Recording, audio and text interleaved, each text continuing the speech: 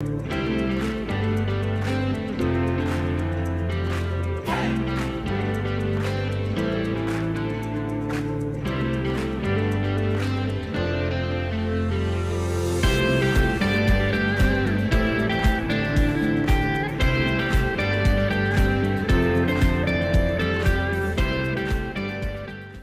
morning, Muscatine. My name is Autumn Schultz with Discover Muscatine, and we are doing something fun today for Wednesday. We are here at Community Foundations, and we're going to check out their new location and what they've rebuilt here with the Button Factory. I have Mariah here, and she is going to give us an amazing tour of the new location. Yeah, welcome to our new offices. We're super excited to be here, and we are really excited that we get to kind of bring life back into this historic Muscatine building. Many of you might remember it as the Button Factory restaurant. I actually never came here, but I am here now, and it's really exciting. And yeah, we love being here so far. And so I would love for you to give us a tour of all the new renovations and seeing some of the historic stuff that you've left here. And I was here yesterday, and I got like a little tour, and I loved everything I'd seen and the little details that are around. So I'm going to hand the mic to you, and would love for you to give us a tour of the new location. Yeah, definitely. So yeah, we're kind of standing in the main entrance right now. You can kind of see our offices back here. So this was kind of the main part of the restaurant, and we have been able to kind of keep everything kind of pretty much as it was. We haven't done any major construction work. We've just, kind of repainted, got some new carpet, moved our furniture in. So yeah, this was kind of the main part of the restaurant. And then on back here, you can see the MCC culinary program utilizes the kitchen right now. And so they have class several days a week. They just went on winter break. But in the spring, they're going to be doing their baking class, and they said that they might let us sample some of their baked goods. So we're super excited for that. And they also utilize some classroom space in the conference room over here. Yeah, so we also have the conference room kind of on this side of the entryway, and that we've been able to utilize as really flexible, awesome meeting space for us so far. So MCC uses that as their classroom space, and then we get to utilize that for a lot of the collaborative meetings that we host here out of our offices. So that's been an awesome space so far for us to use as well. Yep. So I'm going to have you lead me up to the bar area. I've been so intrigued by this. So tell us what you plan on using this space for, and it is absolutely stunning to look at. Yeah, so this was all thanks to the restaurant that was already here.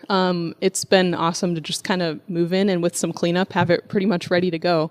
So yeah, this was the bar that was original to the Button Factory restaurant. And these booths and tables with the buttons on them, those were also from the restaurant. So we've been really happy that we've gotten to reuse those and kind of keep those as part of the building's heritage. So sometimes we still call this the bar area. Sometimes we call this the all-day cafe.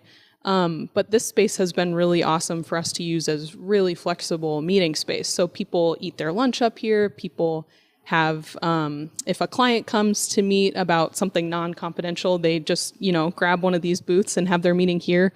If we want to check in with a teammate, it's easy to come up here. If you have a Zoom call or a phone call that doesn't require you to do a lot of talking, you can just grab a booth. So our team has really, really loved this space. And last Friday, we had several different small meetings happening in a bunch of the different booths. So the building was kind of hopping, and that was really fun to see people utilizing the space. So then we can kind of walk through our offices over here. You'll get kind of the hum of the printer and voices and everything as we walk around. I'm going to switch this way. So out here, we have, you can kind of see through the windows the three-season porch. And we are hoping that the porch, when it's not wintertime, obviously, will also be available to use for flexible meeting space, people eating their lunches, collaborative space, all of that kind of thing. So we are also looking at doing some bigger glass windows on the porch to let more of the natural light flow into the building. Because on this side, it can get pretty dark with the existing vinyl windows that are out there. So we're hoping to do some really cool glass work, maybe some sort of glass garage door facing the river so that you can kind of open it up on a nice day and get that river view. So we're really excited about the future of the porch. We're kind of evaluating different options, and that's kind of in the books for the next year or so. And I'm sure it's a little cold right now out there. Yes, just a bit. Yeah, we might not want to go out there at the moment. It's a little chilly. But yeah, so that'll be great, more flexible, collaborative space for us to use as well. I definitely love all of the lighting in here because I remember you telling me that there is not enough lighting in the previous location. So how is it now actually having all of this natural light with you? Yeah, we love the big windows. We love the river view. At our old office, we only had a couple of like the storefront type windows. We didn't have any of the windows on the sides or anything. So I think people are really liking getting to maybe not watch the sunrise and sunset. We're not here quite that early and late, but getting all the natural light during the day and just getting those river views has been really nice. I would definitely love for you to show more, and especially the upstairs area. And I cannot get over how beautiful these tables are too. I just love the little buttons everywhere, kind of those little hidden gems of history. Yeah, that's one of my favorite parts of the building too, is kind of getting to bring out those different pieces of the building's history has been really fun for me. So we can continue through our office space. Oh, this was something else I wanted to highlight. So we have, this machine was here for the restaurant, and when we started kind of working in the building and evaluating different options, we saw this piece of machinery and we were like, we are keeping this because this is not moving anywhere. Like, I don't know if we'd be able to move this even if we wanted to. But this is I haven't investigated it a ton yet, but this is some sort of button maker. If you want, you can zoom in there. Might be kind of cool. I don't know. But yeah, you can kind of see some of the buttons in there, and it's a cool piece of machinery. So this building actually, at one point in its history, was a button factory. It was called Rhonda Button Company, and the name Rhonda came from the founders' two sons' names. Their names were Ronald and David. And so he named the his button company, that Pearl Button Company that he started, Rhonda Button Company, after Ronald and David. So that operated out of this building from, I want to say, the 1940s up through the 60s and 70s before it closed. So it was actually one of the last button factories in Muscatine that was still producing the real pearl buttons instead of switching to plastic buttons like a lot of places had done by the 40s. So we can keep going. Are we good to go upstairs? Okay. So up here we can also see from the underside of the ceiling is hanging some of the equipment that I assume came from when this place was a pearl button factory, and then it was also an oatmeal factory at one point. So you can see up here some of the belts and pulleys and everything still kind of hanging there. And we can see actually the reinforcements once we get to the second floor. There's some bolts that are holding up the heavy machinery. Yeah. All right, so like I mentioned, we can kind of see the bolts here in the floor that are kind of holding up, reinforcing that stuff that was hanging from the ceiling on the first floor. So people always think that's a cool piece of that you can actually see parts of the original factories that are still here, which is really neat that they preserved that when they kind of renovated this building for the restaurant back in 2004. So this is another really awesome space that we're really excited to see the possibilities. We're kind of evaluating different options right now. But we're hoping that this space will also be able to be used for collaborative meeting space, potentially event rental space. So we're gonna, do some work up here too, some painting, some fixing of the floors, some lighting, and we're really excited for what this space can become too. The view here, being able to see the entire bridge is stunning, and it was raining yesterday, so couldn't really see it. Now I'm looking at it. The view is just, being able to see the entire river is just, breathtaking. Yeah. And also you have a very interesting piece of artwork over in this corner. Can we go over and talk about it a little bit? Yeah, definitely. So we can walk over here.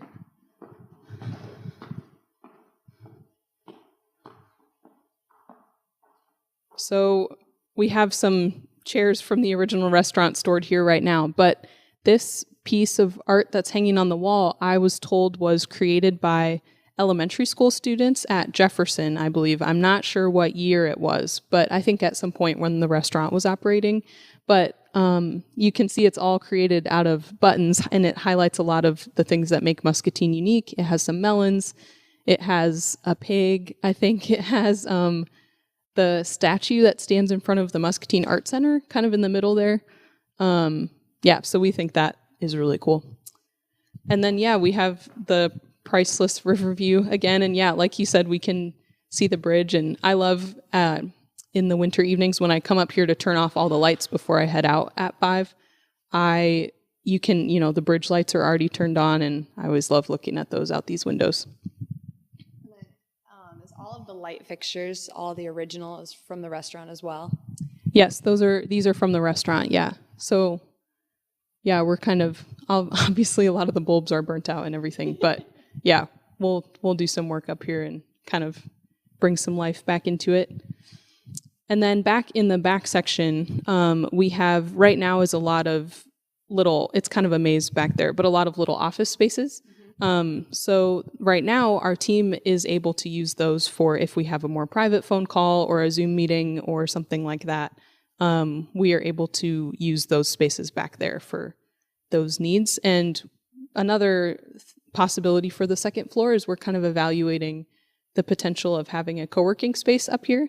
So potentially back in those offices or back there aren't really any windows kind of in the back half of the building. So we are also evaluating some different construction back there, maybe putting in some windows, maybe exposing some brick back there. So we're excited about those possibilities too. Your space is back here, and then what is the space over here in this corner that you plan on kind of utilizing for as well?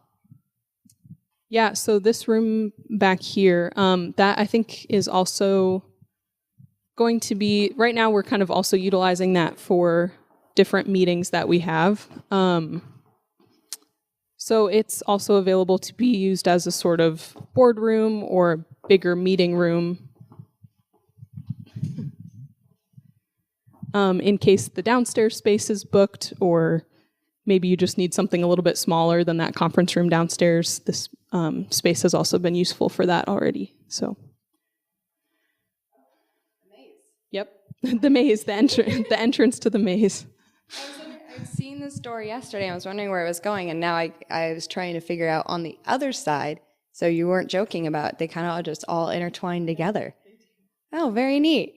And then over here around the corner, there is a picture of the button factory. Can we take a look at that and just kind of talk about kind of where that layout is compared to now? Oh, yes. For a second, I was like, what are you talking about? Yeah, so this photo, I think, is actually from, let me look at so I think this is actually from the McKee Button Factory, which is kind of around the corner. It's on the corner of kind of where Mississippi Drive turns into Hershey. Okay. And because, it says McKee Bliven Button Company, 1911. So it looks like this is, actually, all those kind of machines that were sitting in the corner downstairs, it looks like those are all lined, like dozens and dozens of those machines all lined up. I wish that we had more photographs of the inside of this building when it was actually a button factory, when it was a flour mill, when it was an oatmeal mill. I wish we had more photographs of the inside, but we've found a few, but I wish that we could know a little bit more about, what the actual inside of the building looked like. We have several exterior photos of, the downtown, the riverfront, but the inside we don't have as much information about. Looking at this, though, the amount of research that you already did is just quite amazing, just being able to see and pull up from them. So we do have the videos that were on your YouTube, and then the amount of history just within, from 1920 to, 2022, here we are 100 years later, the amount of change and growth, and the fact that you've been wanting to keep a lot of the history continued in here and just keeping it alive rather than giving this a whole facelift. I think even everyone in Muscatine just loves the fact that you want to bring the history and keep it alive throughout here. Yeah. That's definitely been one of the most fun parts of this project for me, because I was a history major in college. So I've always kind of, as a kid, dreamed of working in a museum, and I feel like I kind of get to do that a little bit now, which has been really fun, even just to look into the history of the building and do a little bit of research and digging into, the library has a lot of great resources on that. When they did the downtown historical survey, that has a lot of great information about this sort of complex, this building and the neighboring buildings. But yeah, it's been really fun to look into the history of it. And actually, the building is, let's see if I can remember what year it was built. I believe there was a structure here as early as the 1830s or 1840s. And that building burned down in the late 1850s, early 1860s. I'm testing my memory here. And then a 2-story structure was built here in 1888. And then the 3rd story was added in 1902. So this building, in one form or another, has been standing on this corner for, like 150 years, which is really cool. So yeah, I'm honestly amazed that the building is even still standing, which is cool in and of itself. But yeah. Besides a water lake, it's in great shape. Yeah, no, it is. It's in really great shape. They did a great job. They did a lot of work to turn it into the restaurant in 2004. So they did a lot of, stabilizing the brick, adding the walls, and kind of doing all the structural work that was necessary to kind of save this building. So, yeah. Is there any additional information or any other areas that we've missed that you would like to share with us? I don't think so. I feel like we've kind of covered everything. Yeah. Well, I'm definitely looking forward to seeing what the Community Foundation brings to here, the renovations, being able to get this involved into the community. And I know that we are definitely going to be back here very soon to be able to see more. And we do appreciate you taking the time and doing this tour with us, being able to see everything that you've already done. And we can't wait to see what you bring for the future area. Yeah, we have a lot coming up in the next couple of years. We're going to keep working on the building and keep bringing life back into it. And we are really excited. So thanks for having me. Well, thank you for doing the tour and giving us the little history lessons as well. We do appreciate it. Muscatine, join me tomorrow at 9 a.m. at Hy-Vee. We're going to have United Way of Muscatine. And as always, they're going to give us so much information about upcoming events and bringing into 2023. Until then, stay happy and stay healthy. I will see you later. Hi, I'm TJ Deere, General Manager here at Toyota of Muscatine. Hi, I'm Megan and I'm from Muscatine. My name is Logan and I'm from Muscatine. Here at Toyota Muscatine, we believe in investing in our community. And that's why all our members are local to the Muscatine area. It's why we give generously to charities based in our city. Because we believe that giving back means paying it forward. That's why an investment in us is an investment in our community.